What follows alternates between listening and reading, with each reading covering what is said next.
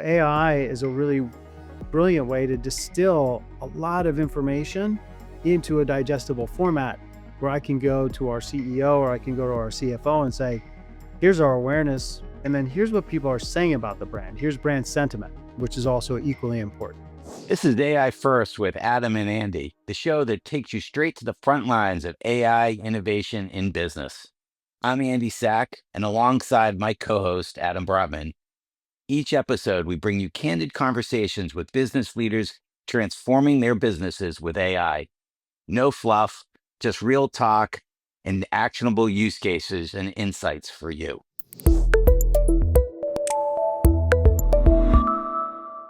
So excited for today's guest. Welcome, Andrew Katz from Athletic Brewing. Hey, Adam, Andy. good morning or afternoon, whichever time zone you're in. Andrew, good to see you. Good to see you both. Welcome. We're so glad you're here. We're excited to get into it. But before we do, I want to just get you to opine. I know that Athletic is located in New Haven, Connecticut, which turns out, for the audience that don't know, is the pizza capital of the United States. And the great debate of which pizza restaurant, Sally's or Pepe's, is the best pizza in the country. Can you opine, please? Of course I will. So, like any good entrepreneur, that's a false choice. So I'm gonna pick neither. My personal favorite is Bar Pizzeria in on Crown Street, and not only because it's got great pizza, but also because they serve Athletic Brewing at the restaurant. Oh, I Attaboy. like the false choice and the plug early in the episode. And I have to tell you, when I go to New Haven, I'm partial to Bar as well.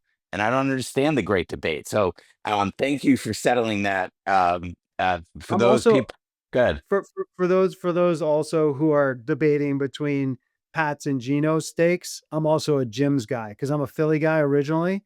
So again, you can go to the touristy places or you can go to the place where the locals really go. Does Jim's also sell Athletic beer? That's a great question. I'll have to get back to you on that. Athletic has had an amazing, relatively short, but an amazing story as a consumer brand. Give us a short history of the company and what it's been up to most recently, and also your role there. Sure. So I'll start by telling you that I'm a chief marketing officer, and I've been at Athletic for about 3.5 years. The company was founded by Bill Shufelt and John Walker in 2017. It was really born out of Bill Shufelt's frustration of not having great options when he went out and wanted not to drink alcohol. So he was a beer drinker, and just was very frustrated with not a lot of great options. So he decided that he was going to try and figure out, could we make great beer that tasted like beer but didn't have alcohol in it? The classic entrepreneur story. He reached out to 100 brewers, 99 said no, but the 100th, John Walker said, that sounds really interesting. Let's get into it. And so the two of them set about to figure out, how can we create fully fermented beer that has no alcohol in it? So unlike conventional beer that is non-alcoholic, we never brew full strength beer and then burn off the ethanol and then add flavors back in. We just brew with a proprietary process our beers. They are full flavored, delicious, which is why we're now the number one NA beer brand in America with over a 19% share of the market. It's amazing. And tell us, Andrew, to just get right into sort of the topic at hand, AI in business. Tell us about your own personal journey as well as athletics, because we've worked, at Form 3, we've worked with you. We did a boot camp with you, I guess, what was it, October, November of last year. Let's start with your usage and then tell us about your companies. Sure. Well, first off, the boot camp was we did a post. We had our annual marketing meeting, 2-day meeting with all our marketing colleagues from across the country and the globe. And the Forum 3 session that we did was like the highest ranked of all the things that we did, because people felt like they got a tremendous amount of value out of it, number one. And then number two, the ability to sort of put their knowledge to work right away was very gratifying for people. And I think that's been the journey that I've been on, which is putting it into practice, into my everyday practice. So I get up, I turn on my computer, I look at my inbox, I look at Slack, and then I've always got operating in the background my chat GPT 4.0 window. So it's a constant reminder this is my virtual assistant that should be helping me to do almost anything that I can throw at it. And so that's been my personal journey. So as far as our team goes, we've also disseminated it amongst certain teammates who are sort of our AI leads, whether that's on the creative team, the communications team, and social marketing team, so that they're constantly using that in their workday as well, trying to solve problems, trying to optimize for creative, trying to think about creative ideas. And so for them, it's proven to be very invaluable. At the enterprise level, it's still a work in progress, is what I would say. I'm glad to hear that you got a lot out of our boot camp and you're sort of thinking about it every day. Can you think of a specific example of either something that you did with AI, either yourself or your team that like was a breakthrough, moved the needle in some way? So a lot of times, I'll use it for like new ideas that I'm working on. So I'll give you, for example. So we have some like celebrity investors, partners that, we work with from time to time. And we had an idea, hey, wouldn't it be great if we worked with so and so on this particular idea?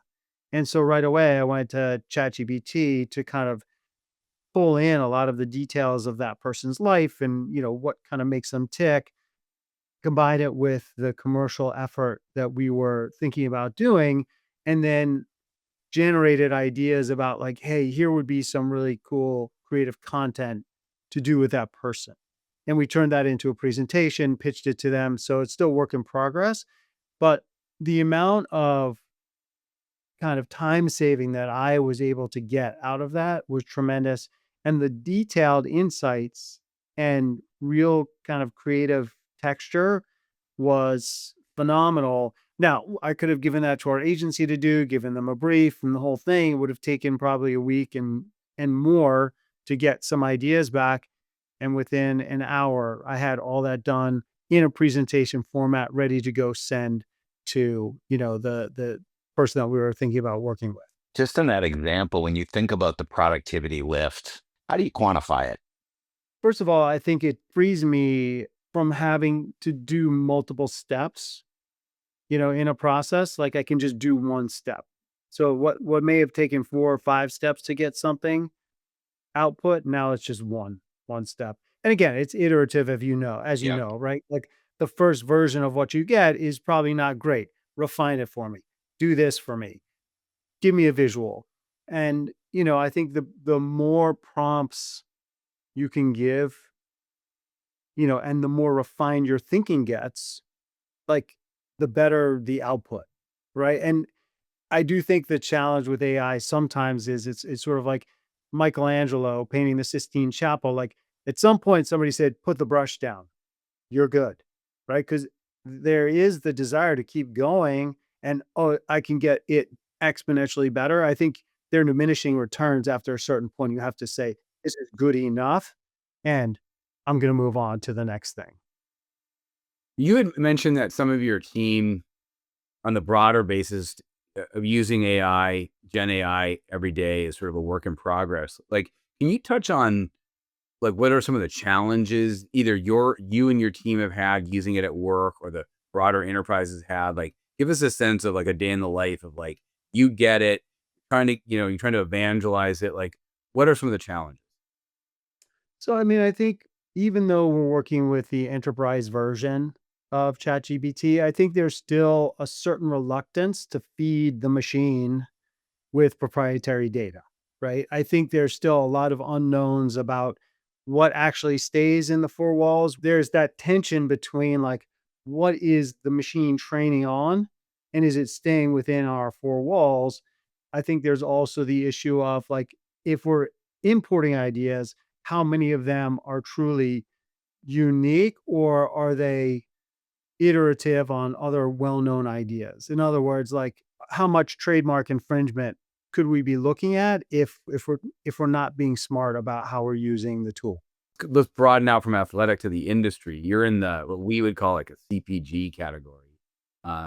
You generally sell, as I understand it, through either direct to the retailers or through distributors or both, and you don't sell as much, or maybe you do directly to the end consumer, right? Um, let's just call you broadly a CPG business. Can you talk about some of the unique opportunities for CPG companies to use Gen AI from your experience versus call it like a D2C retailer or a restaurant company or some other type of company? That's a tough question. I mean, from our so we do sell direct to consumer. We do have that portion of our business. The largest portion of our business is retail, whether that's on premise or off premise.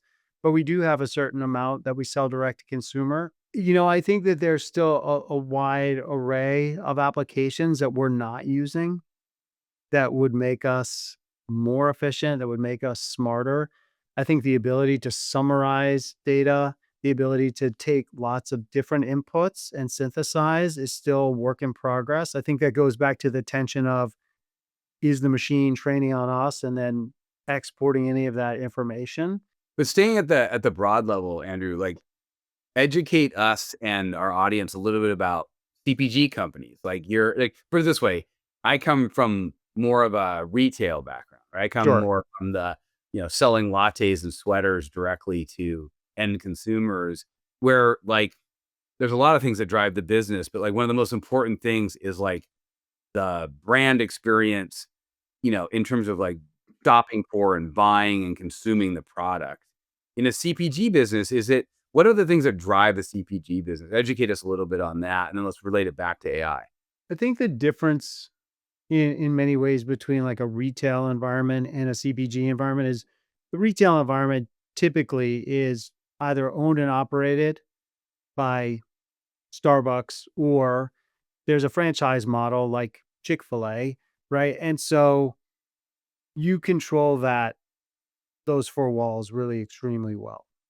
What happens in a CPG world is we don't. We get the product out into the market and then, hope for the best in some cases, but we also have a lot of partners, whether they're distributors or retailers, who make sure our product shows up the way that we want it to. Also, our own employees, myself included, go to store, merchandise the shelves, make sure that everything looks good.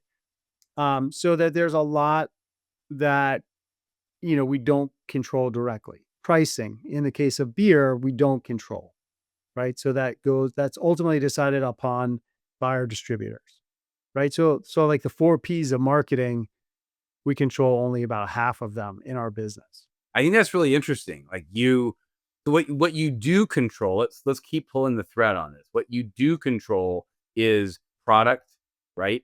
I guess for the most part, although maybe your retailers have to like put it in a keg or something in a certain way. So maybe you only have partial control, but you do have in the can, in the bottle, whatever, you have control over product, you have control over like branding, you have control over messaging. I mean, like, can you talk a little bit about what you do control and what are your kind of KPIs or key things that you as both a company and as a CMO are trying to drive for Athletic?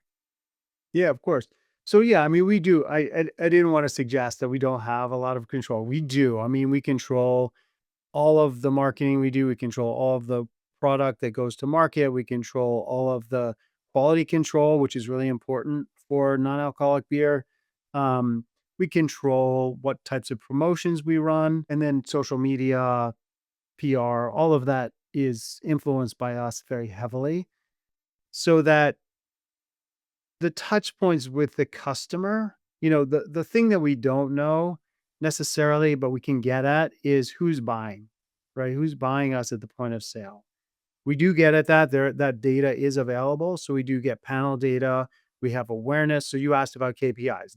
The things I care most about as the chief marketing officer is how many people are aware of my brand, right? Because if people are aware of the brand, there's a greater likelihood they're going to consider my brand for purchase. If they don't know who I am and I'm sitting next to a well-known brand, chances are, the advantage goes to the well-known brand.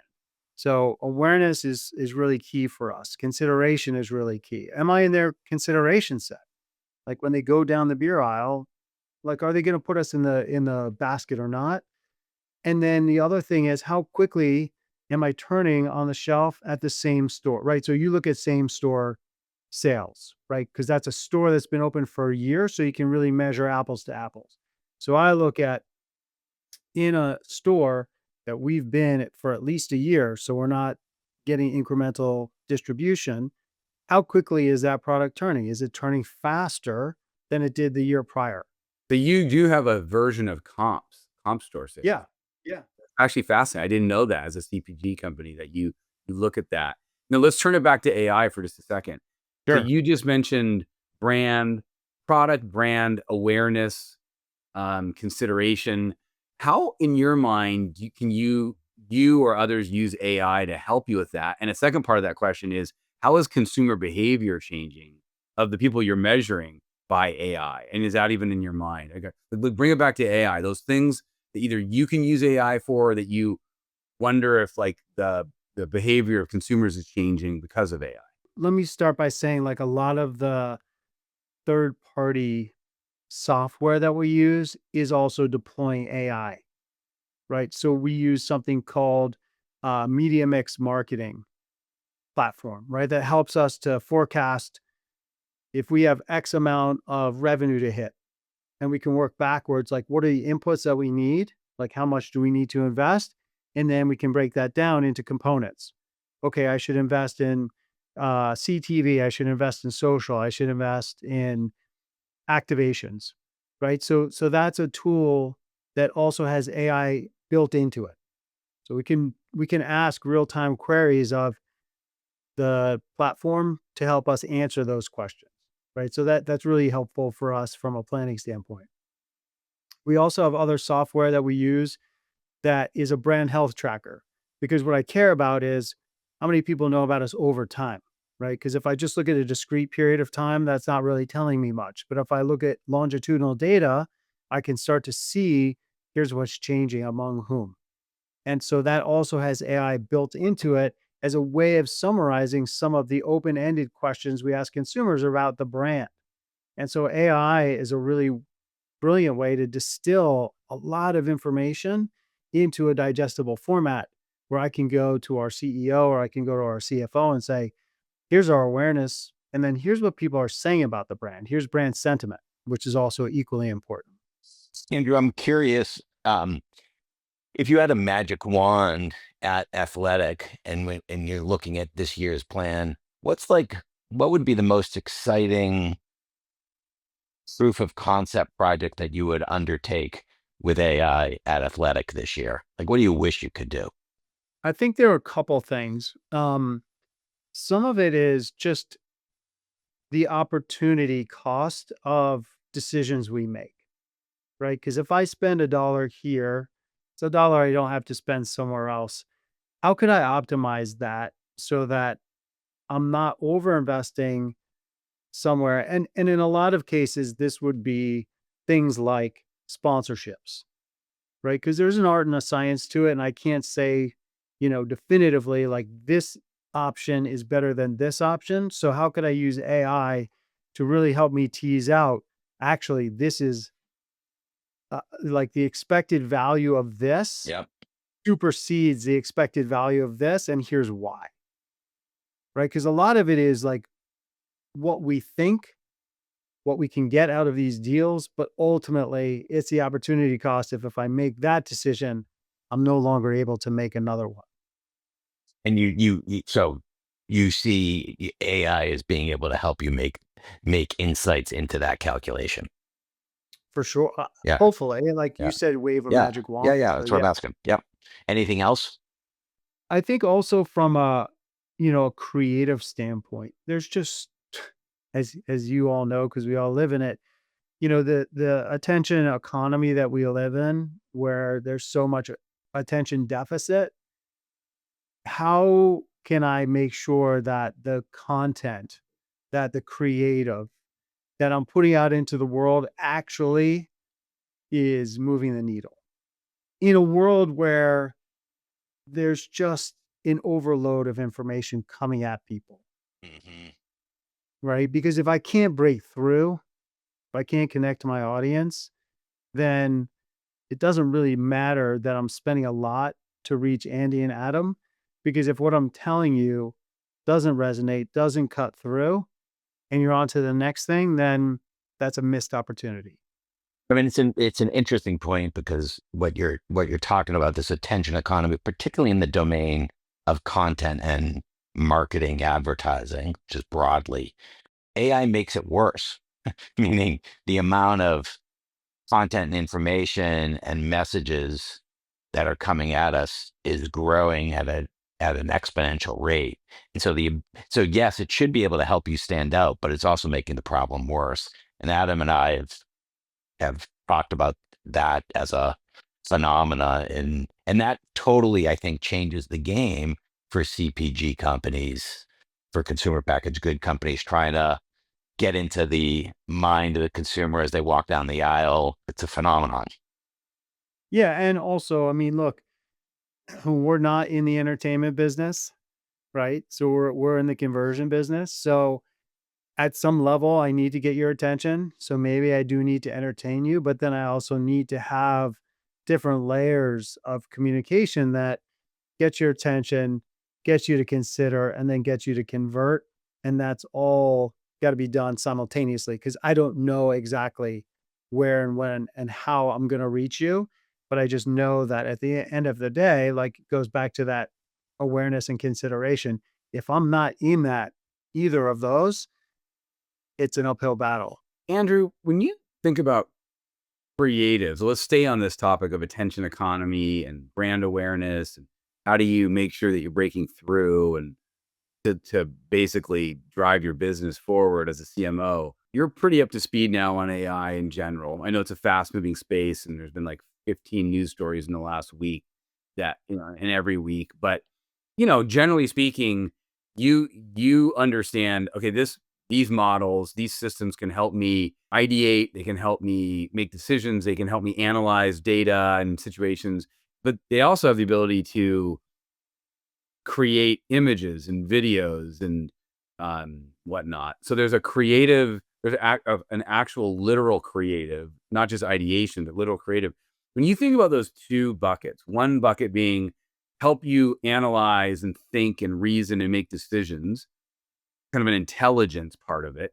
And then there's this sort of, I'll call it generative, truly generative, creative generative aspect of those two. And they're not mutually exclusive. Of those two, as a CMO of a CPG company, which one makes you more excited, or how do you think about those two different buckets? If I'm listening to consumer sentiment, most consumers hate AI generated creative, right? In that regard, I wouldn't trust it very much. Not yet, not at the stage we're at. Eventually over time, I imagine it'll get increasingly really good. I think there's future promise. The immediate promise is on the business and analytical side, where there's proven output each and every day for me and my team. Creatively, I think it's interesting, like as a way to generate thinking and thought processes. I have not, in my experience, used anything directly from something that was generated. Have you tried? Have you tried like mood boarding from it, Yeah. or just like, Yeah, yeah. yeah?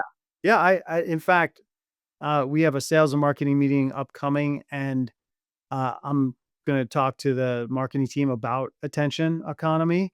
And so I asked ChatGPT, based on this presentation, put together an image for me that encapsulates everything that I'm going to share.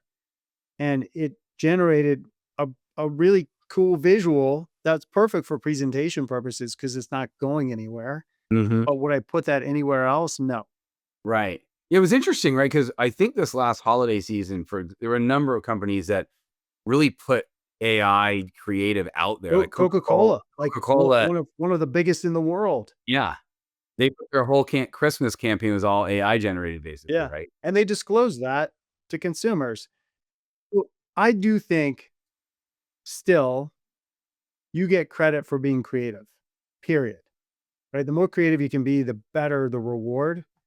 Um, and I feel like AI in some ways is lazy, like on the creative front, right? Like if you're letting the machines do your creative thinking for you, you're being lazy as a creative person because the reason that you're there is to have really creative thoughts and creative ideas and be able to express yourself in a creative way. I think if we leave that to the machines, I feel again, my takeout from what I've read is consumers don't like it because it just feels inauthentic. Yeah, it'll be interesting to I hear you. It'll be interesting to keep an eye on the space. There's, Google has this new, video creation tool called I think it's called Veo 2, and it's incredible. Like, I've been shocked at the things I've seen coming out of that, and of course, Midjourney and others have always done such amazing work, and to your point, I consistently hear that when companies and brands put out something that's AI creative, they get net negative sort of reaction from the consumer. So it's going to be interesting to sort of watch that space and in the build up to it to see when can it start to become really helpful internally for like concepting and mood boarding and all that kind of stuff. Yeah, I mean, right now that's helpful as a jumping off point. But then the creative team, whether it's external or internal, then uses that as fodder to get to something even better. Right. That's authentically created by them, that's even better. In the meantime, going back to the intelligence side, but staying with sort of multimodal for a minute, it's interesting, one of the hot topics at Forum 3, we thought we were, like, really smart because we quote, unquote, "came up with this," but I we didn't come up with it, but, like, we thought of it at the same time everyone else, which was this idea of synthetic personae, where you could effectively, take AI and sort of put your customers into it and then have it review your creative and review your competitors' creative and sort of give you feedback without having to spin up a giant study or panel. Is that how does that strike you or interest you? Yeah, I think when Andy was with us at Athletic, I think we did cover that topic. I think it's fascinating. I think the amount of money that gets spent on creative and production, especially at the highest level, it's a big risk if you get it wrong. So I do love this idea that you can create personas to evaluate before you've spent a lot of money. And how can you course correct along the way? How can you punch up certain things as opposed to you learn those things after the fact and they're expensive to correct? Yeah. Awesome. But I think that's a great point, Andrew. I'm curious, particularly in the consumer packaged good industry, what advice do you have for business leaders just starting out with AI? Call form 3, stat. Great. I didn't pay you to say that, Andrew. No, I mean, Breathe I enough. I I think the one thing that's so different about AI is how dynamic it is and how quickly and rapidly it's changing. I mean, I was just reading McKinsey just put out a really good study that I read over the weekend. I highly encourage everyone to read it. But they really did a deep dive into multinational companies and asking about the readiness for companies. And I think what the conclusion of the authors was that employees are more ready than management. And I think a lot of that is just reflective of sort of the age of a lot of management teams. They're, they're not native digital people to begin with. And then you have this disruptive technology come in and it's like, well, if I ignore it for long enough, maybe somebody on my team will figure it out and then they'll tell me about it. But I think like any good business leader, you can't just kind of leave those things to chance. So I mean, I think you create an operating model within your company or your team where you have a champion somebody who's like volunteering, Gen Z, millennial, folks who are like, this is really interesting to me. I'd love to be the expert on the team. Have that person then just take others along with them. And then again, I think it's demonstrating the value, right? Because there are a lot of, like things you could invest time in, like the metaverse, right? Like, oh, the metaverse is going to be everything to everyone and everyone's going to be there. And that turns out not necessarily to be true, but people could have invested a lot of time and energy there to not have a lot of reward. So I think it's like, take these calculated bets and experiment, right? I think Does this feel like the metaverse? Does AI feel like the metaverse to no, you? No. no, no, no, Yeah. not at all. I mean, it was not meant to be an analog. It was just things that you could spend your No, time on. it's a legit. I mean, it still could And prove to be. Adam and I clearly don't believe he's so. We worried.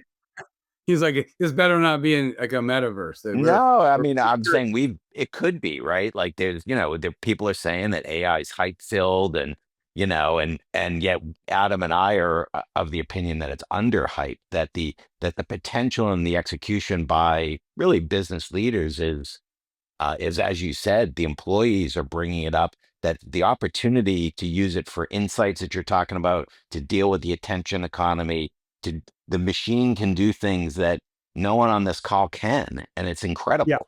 So Yep. Yeah. I was also just reading also. I mean, that's the other thing. I think because it's all happening in real time, I think there are just so many opportunities to like get smart about it and read from some of the leading thought leaders in the space, which I do. But I think ultimately you just got to get your hands dirty, right? Yeah. It's like someone's not going to do it for you. You got to do it for yourself. And my advice to anybody would be you have to be proactive. It's kind of like, you should floss your teeth every day, right? A lot of people don't. To me, this is like flossing your teeth. Maybe it's like not your favorite thing to do, but you got to do it, right? Like it's an important part of your overall health and well-being. So I think for anybody working in industry today, to ignore this is to just kind of like stop flossing your teeth. it's interesting that you compare it to flossing because it's like, I mean, flossing is that kind of, I mean, this is definitely something that makes you better, faster, and is less painful than like it takes a lot of menial work away. So it feels like flossing is not the best metaphor, but we'll go with that. Adam, I'm aware of time. I want to wrap things up. Like, what are your takeaways with talking with Andrew for our audience? Let's summarize.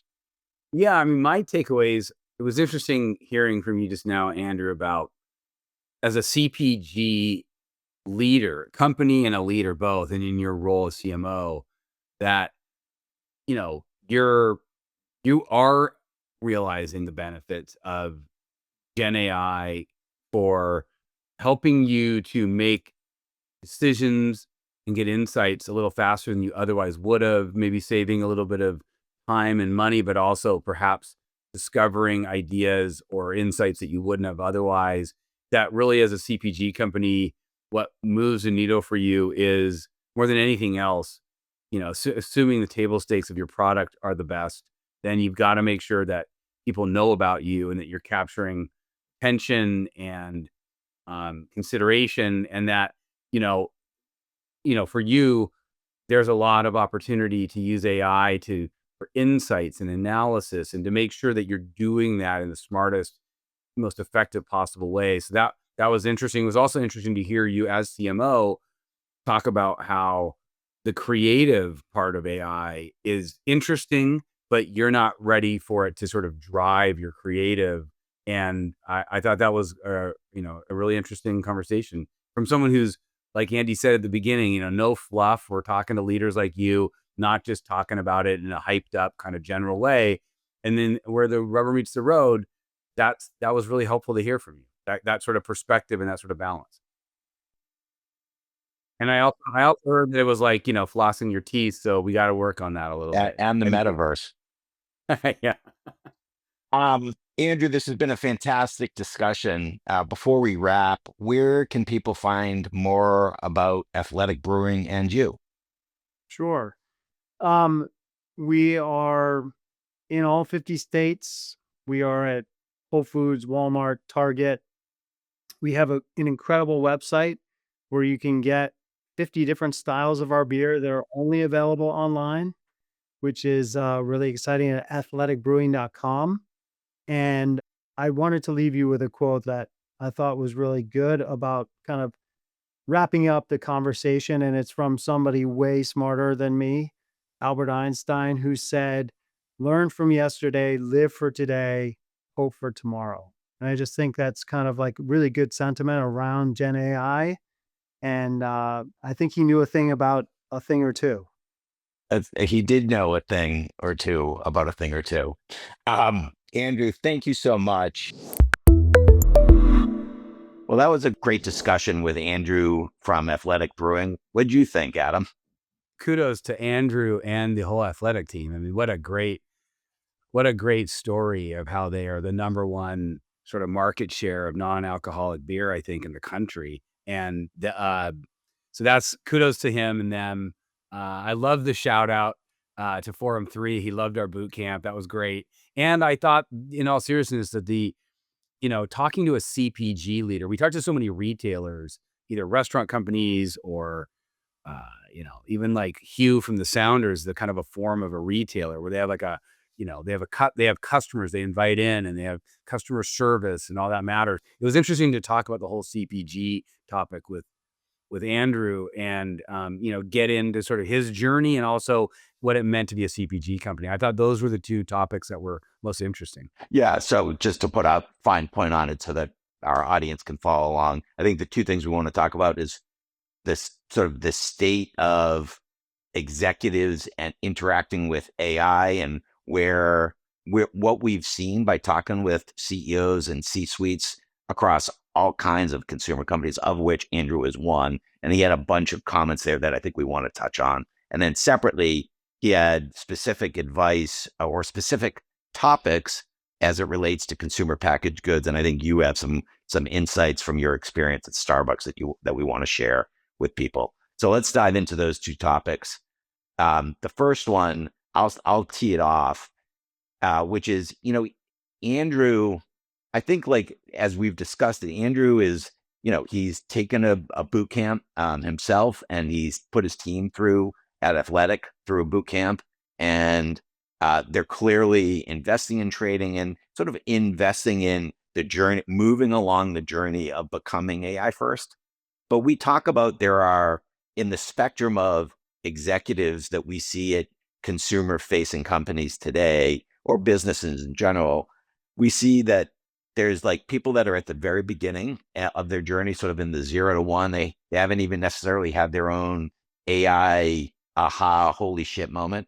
And then there's people who have had that holy shit moment, but they've invested in some training and they're using it. And Andrew said he has the OpenAI tab open on his desktop, but he hasn't had that flippening. And so I think we break that down into sort of 0 to 1.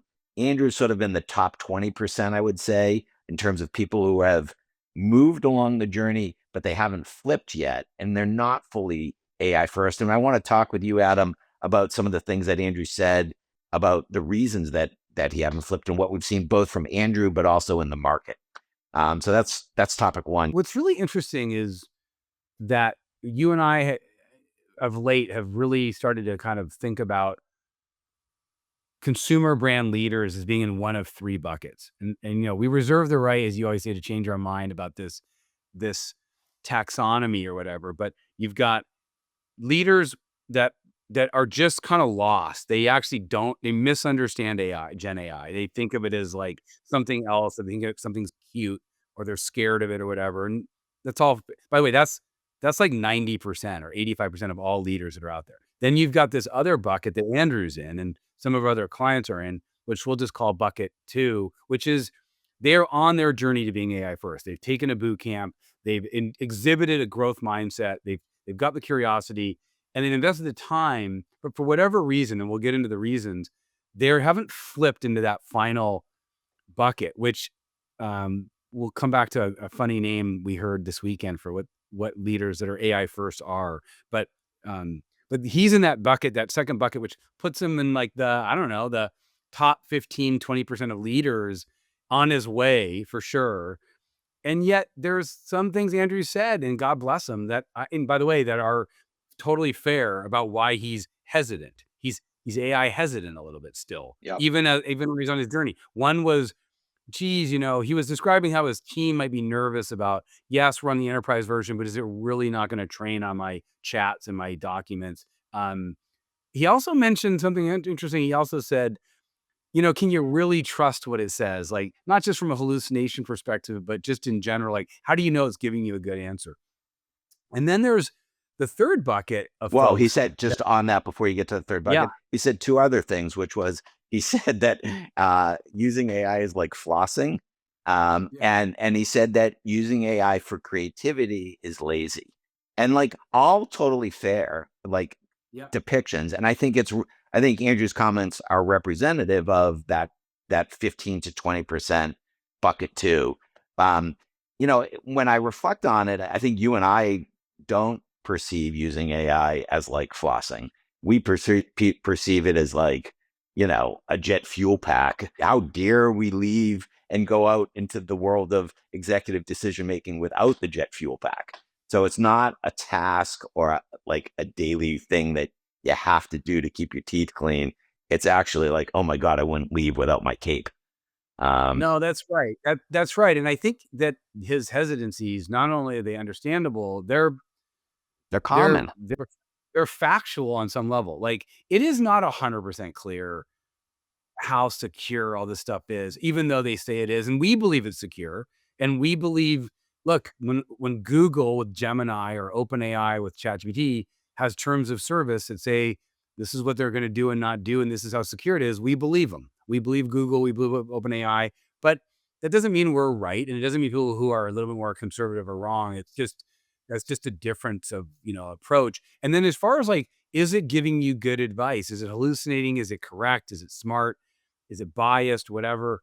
What's funny about that is that, again, you and I talk about this between ourselves a lot. Like, I don't just take everything AI says at face value. I've learned to recognize that it can hallucinate. I've learned to recognize that I might not have given it the best prompt. It might be leaving some, meat on the bone, so to speak. But that doesn't change the fact that it's still going to make me smarter, better, faster, because I can ideate, I can iterate. It can kind of get me going in a way that sort of gives me an advantage. And I take all that, I keep all that other stuff in mind. Right. And so I feel like when you're in that sort of bucket two kind of spot that he's in, and a lot of leaders are in, but they're even better than most, I still think that, I bet when we talk to Andrew, I'll bet you anything, when we talk to him in 6 months, he's like, oh yeah, I'm using it every 10 minutes now. But I think it takes a while. I mean, we even had that journey. I don't know if that's true. I mean, he may be, but he also may just stay in the 20% and keep moving along. Yeah, maybe not 6 months, but put it this way. The internet came out, e-commerce came out. Do you remember our parents' generation were afraid to put credit cards online? Like, a lot of people were. Yeah. Like, back then we were the young people and our parents were like our age, and they were like and they were like, I'm not putting a credit card into a website. Like, forget that, right? Like, and we're like, come on, like, were they right to be worried? Yeah. But did they ultimately get over it like everybody else? Yeah. Like, net, it became more secure. Net, they figured out that the banks would probably protect them in the end or whatever. So my point is that there's a curve and we've seen it. And I believe that every leader is going to be like our parents, not putting credit cards in. It may not be 6 months, but there's just no way, as these models get better, like they'll eventually go, oh my God, I have to. And it's funny to think about that other bucket now, which is, we were reading an article by, When you say other bucket, which bucket? well, the bucket that's truly AI first. Yeah. Like, The in other words, people who have had the flippening. yeah, like, I love, like, we talked to, I don't want to spoiler alert our podcast, but like, depending on where you are in the AI first podcast journey, you're going to hear some of the folks we talk to are totally flippant. They are AI first. They are like they see the matrix, so to speak, and they're like, oh yeah. Like my favorite expression is when we like to ask people, how often do you use AI? What do you use? When somebody says every 10 minutes, I'm like, okay, they're one of us. And that's because you get to a place where you can't imagine not running a major decision. You have a couple every day, major like decision or thought process you need to work out. Like you get to a place where you're like, oh, I'm definitely running this by AI. In fact, you probably overrun things through AI, and that's where you get to. And that was interesting for us to observe. But kudos to Andrew, and again, being ahead of most others, and he's on his journey. Yeah, super important that, I mean, both Athletic and Andrew, we think that super high level, and we think he's doing a great job. I mean, I was the one who did the boot camp. I had a blast doing it. The team is definitely on their journey, so kudos to them and kudos to Andrew. Let's move on to the second topic, which is consumer packaged goods companies and what he had to say there. And I'm curious because during the conversation with Andrew, you brought up sort of the difference in Starbucks and KPIs, and I thought, Andrew, it was useful to hear Andrew's comments about awareness, et cetera. But I'm curious to get your take further on that Yeah. as you reflect on it. Yeah. So first of all, my personal experience has been more in the retail and restaurant space than the CPG space. Although Starbucks had a pretty significant CPG business through grocery and Targets and Walmarts and Costco's and whatnot.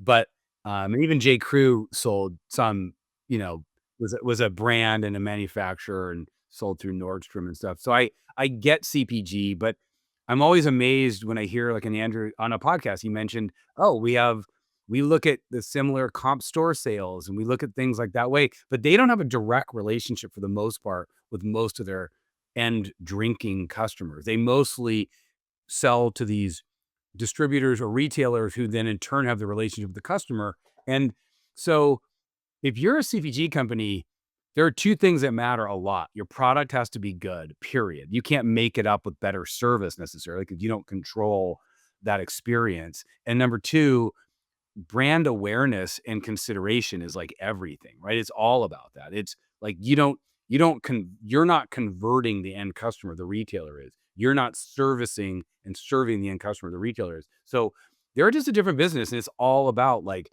your product good enough, and number two, like what kind of brand awareness do you have? And so it was interesting how like you could be AI first and have a competitive advantage, and if you don't have a good product, you're kind of dead in the water. I mean, maybe your marketing can make up for it and your AI could help with that. But I was just intrigued by how like you just have to have a great product. Not that you don't in retail, but in retail, you can have a good product and great service. And you can grow your brand on that combination. And I thought that was fascinating. Yeah, I mean, it gets at something that we've been talking about between you and I, which is, I think, worth making this point and sharing with our audience, which is we firmly believe at Form 3 that the companies that are AI first are going to outperform their competitor set, period, full stop, and within 12 months. And we generally think that there's a 20% EBITDA lift available for companies that have their executives flipping and get into that AI first tiger category. And so we believe that. And yet in talking to Andrew, like really clearly that like being AI first is not a substitute for just basic fundamentals of product and positioning. And we've had other guests on our show that have made the point as it relates to marketing and, basically just core differentiation and core quality products are the fundamental building blocks of great businesses that scale. And I think Andrew articulated that well. Athletic has demonstrated that well. Clearly, they've just been on a phenomenal rise over the last 8 years. AI first does not substitute for business fundamentals. So both things can be true. Yeah. I just, the final thing I'd say is we're finding in our company, you and me, we're finding that we have a number of our clients that are doing great. like Athletic, and we have others that we can name later, like that are on fire. They're not feeling like they're stuck. They're not feeling like they need help. And it's interesting how they are the ones that typically have a growth mindset and are asking us to help them with our boot camps and our workshops and kind of the AI upskilling and transformation. And then we have these other clients that are like, That are they're more, kind of, they're more stuck. they're more stuck, and they're like actually more like, hey, can you just get in here and apply AI to help us think stuff through? So they're similar, but it's fascinating to see the difference. No, you're right. And You're right. It's right to yeah, parse those, and we are seeing that.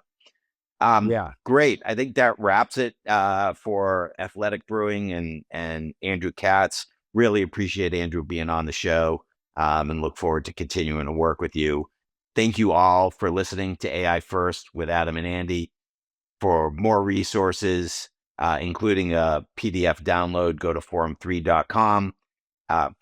Definitely follow us on LinkedIn, and we have a bunch of materials on the website. So we truly believe you can't overinvest in your AI learning.